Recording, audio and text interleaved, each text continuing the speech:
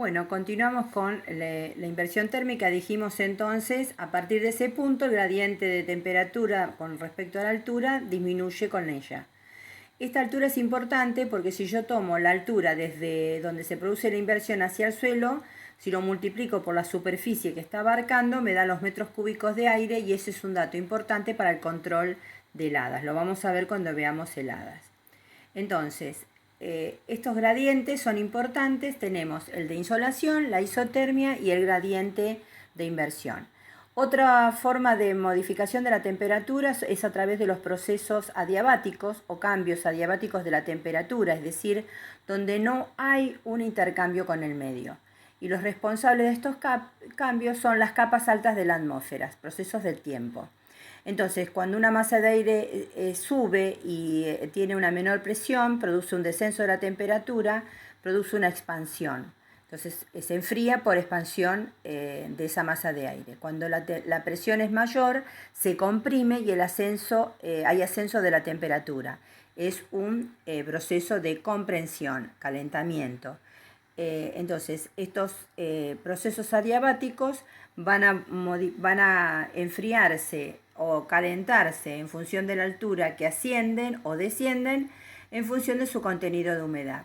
Esos gradientes adiabáticos de la temperatura, si el descenso o ascenso es en aire seco, no saturado, el gradiente vale 1 grado cada 100 metros de altura.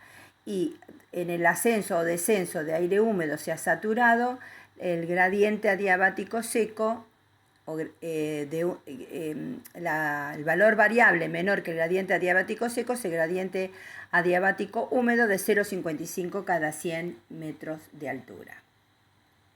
La relación de estos gradientes con el gradiente real dan la estabilidad o inestabilidad de la atmósfera. Entonces, si la partícula está por encima o tiene una mayor temperatura del aire que lo circundan, las condiciones que se dan son de inestabilidad absoluta. En ese caso, el gradiente real es mayor que el adiabático seco y mayor que el adiabático húmedo. Entonces, sube. Otro caso es cuando el real es menor que el seco y menor que el húmedo, y en este caso la partícula tiene una menor temperatura que el aire que la circunda, por lo tanto la temperatura hace que descienda y aumenta la temperatura hasta su posición original. Esto nos da como consecuencia la estabilidad absoluta.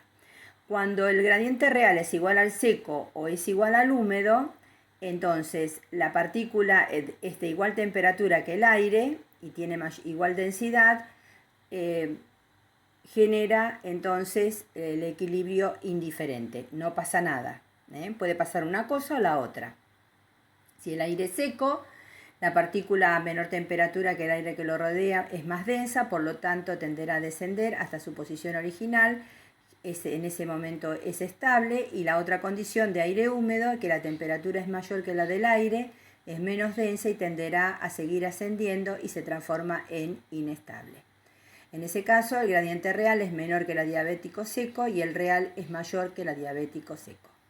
La variación de la temperatura del tiempo y el espacio, en tiempo y espacio, va a depender de estos factores. Por la latitud, porque ya lo vimos, por influencia del goce de radiación, por los vientos, el transporte de calor que lleva distintas masas a distintas temperaturas, por corrientes marinas, que llevan masas de aire también de diferentes temperaturas, lo vimos en elementos y factores, la distribución de tierras y mares, el efecto de oceanidad y el efecto de continentalidad, que también tiene que ver con la diferencia de temperatura, mayores amplitudes en el hemisferio norte, menores amplitudes en el hemisferio sur.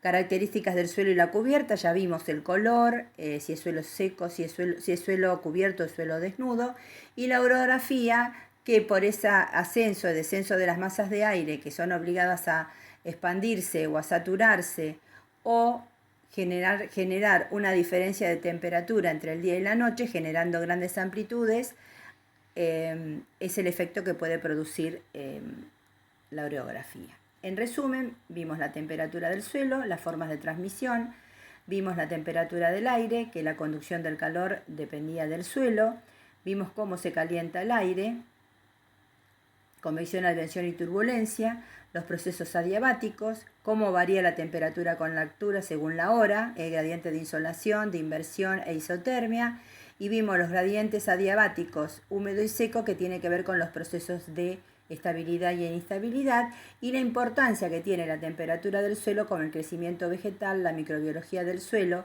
la aparición de plagas y enfermedades y la modificación que se puede hacer a través de las prácticas culturales. La práctica la dejo en manos de los jefes de trabajos prácticos y ayudantes, donde la temperatura del suelo van a ver la importancia biológica, la marcha diaria y las leyes de Angot, y en la temperatura del aire rescato como importante la caracterización de la temperatura de la localidad que les toque y cómo es los aspectos de las temperaturas y los bioperiodos para esa localidad.